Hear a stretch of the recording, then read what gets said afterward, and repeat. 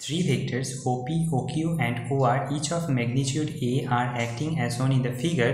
The resultant of the three vectors is a root x. The value of x is, so তিনটে vector OP, OQ, OR দেওয়া আছে, এদের resultant বার করতে হবে।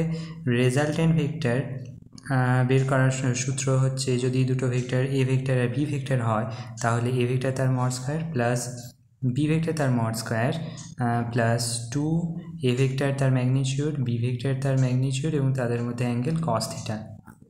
তাদের মধ্যে অ্যাঙ্গেল যদি থিটা হয়, দেন এখানে কস থিটা হবে। সো প্রথমে আমরা ওপি আর ওকিউ এর রেজাল্টেন্ট বার করব। তো দুটোর ম্যাগনিটিউড এ, তাহলে এদের রেজাল্টেন্ট কত হবে?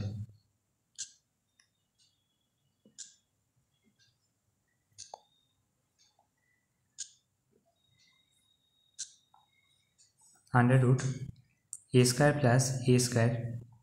যেহেতু এদের মধ্যে অ্যাঙ্গেল 90 ডিগ্রি, তো কস 90 ডিগ্রি ইকুয়ালস টু 0 হবে, তো এই টার্মটা 0 হয়ে যাবে, তো এ রুট 2 হবে।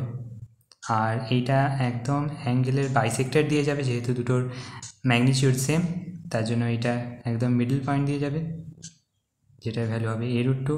যদি আমরা এটার ম্যাগনিটিউডটা ক্যালকুলেট করি এ রুট 2, দেন ওপি আর ওকিউটাকে কেটে দিলাম, এ রুট 2, এটা ধরা যাক ও এস, তাহলে ও এস আর ও আর এদের রেজাল্টেন্ট আমরা বার করব। তো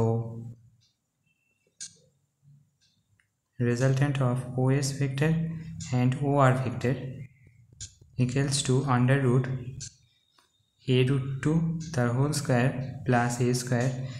এদের মধ্যে অ্যাঙ্গেল 90 ডিগ্রি, এটা 45 ডিগ্রি, এটা 45 ডিগ্রি, তো 90 ডিগ্রি হয়ে যাচ্ছে। তো এটা কত হবে? 2a স্কোয়ার প্লাস এ স্কোয়ার।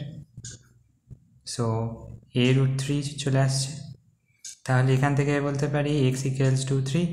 এটাই আমাদের কারেক্ট অ্যান্সার। Thank you.